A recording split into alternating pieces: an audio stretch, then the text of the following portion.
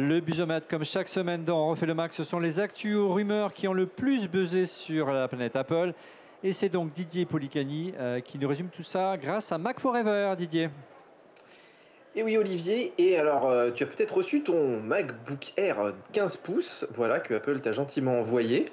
En tout cas, nous on le teste depuis une petite semaine, et alors la machine est super, par contre iFixit l'a démonté, et sans surprise, c'est un Mac qui est difficile à réparer, ils l'ont donné même un 3 sur 10.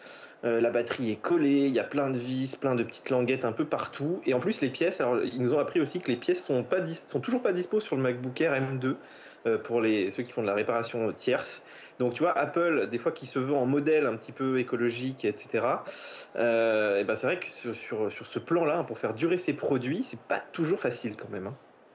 Alors, première info, tu l'as dit, donc le MacBook Air. Deuxième info, rumeur, le Vision Pro. Oui, alors justement, tu vois, on en parle en ce moment, et cette semaine, il y a un petit tableau qui est sorti, qui est rigolo, qui montre en fait les marques déposées Vision Pro dans tous les pays du monde. Bon, c'est pas la première fois qu'Apple essaye de donner un nom à un produit qui est déjà déposé partout. Souvent, ils s'arrangent, ils payent. Mais là, il y a vraiment beaucoup de choses dans beaucoup de pays. Et d'ailleurs, moi, je me demande finalement si c'est pas un faux nom. Voilà. Un faux nom dans le sens où peut-être que c'est juste un nom de produit de développement et que peut-être que derrière il y aura des noms un petit peu plus. Ce Oh, Vision Pro, tu vois, est-ce que tu as ton Vision Pro, machin, enfin, c'est c'est pas ça. très grand public comme nom.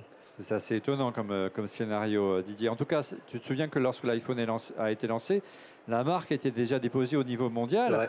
vrai. Et c'était pas une petite entreprise qui était derrière, c'était Cisco qui produisait des téléphones qui s'appelaient déjà les iPhones. Et puis, ils ont fait un gros chèque et les choses se sont arrangées. On va parler du Mac Pro, je crois. Oui, et alors cette semaine, Apple a discuté un petit peu. Tu sais, de temps en temps, ils ont des représentants qui viennent discuter avec des blogueurs, avec des podcasteurs. Et il a été question justement des GPU externes, puisqu'en fait, dans le Mac Pro, on peut pas mettre grand-chose. On peut pas changer la mémoire, on peut pas mettre de GPU. Même les SSD, il n'y a pas d'emplacement vraiment dédié aux SSD, ce qui est assez fou. Et alors, bien sûr, la grande question, c'est est-ce qu'Apple va permettre d'avoir des cartes graphiques tierces, puisque aujourd'hui, on peut pas rajouter de la puissance graphique. Et pour l'instant, ils ont fermé la porte à ça. Ce qui est quand même assez fou, puisque les cartes que propose Apple, aussi puissantes qu'elles soient, ne sont pas aussi puissantes que les grosses cartes AMD. En plus, tu peux pas en mettre 3 ou 4 dans le boîtier. Donc pour l'instant, tu vois, le Mac Pro peine un peu à convaincre les pros, justement, par son ouverture. D'ailleurs, c'est peut-être une question qu'on aura sur le casque, hein. Est-ce que ce sera un produit totalement fermé ou est-ce qu'on pourra le connecter à d'autres devices?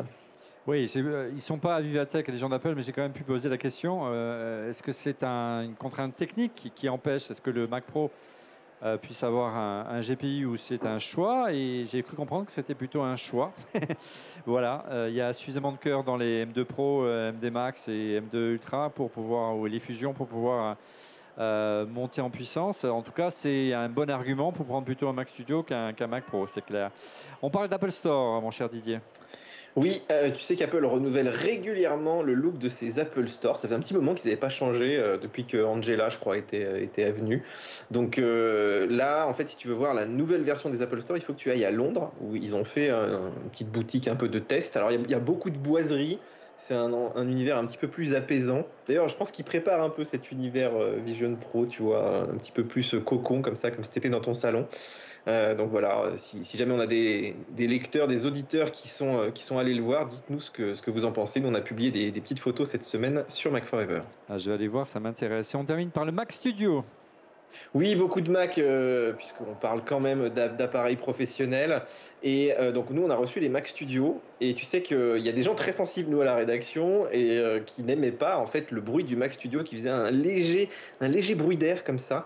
Mais figure-toi que la dernière version Ultra, enfin M2 Ultra, est totalement silencieuse. C'est assez dingue, même tu lances des gros calculs, tu ne l'entends pas. On a lancé, je sais plus, 320 pistes sous Logic, avec des effets, etc. Et il faisait pas un bruit.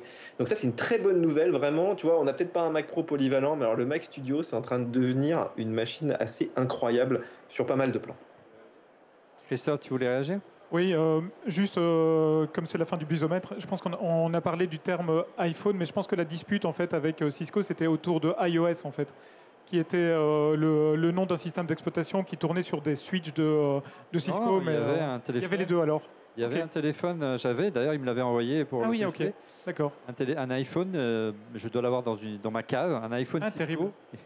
et qui était d'un téléphone DECT à Terrible. l'époque, qu'on pouvait brancher dans les entreprises. Et du coup, il y a eu les deux alors, je pense. iOS c'est également. sorti bien avant l'iPhone. Terrible. Voilà, et c'est parti au rebut. Merci beaucoup Didier pour ces infos aux rumeurs autour de la planète Apple. On revient au sujet principal de cette émission, à savoir Apple Vision Pro. Est-ce que... Le Mac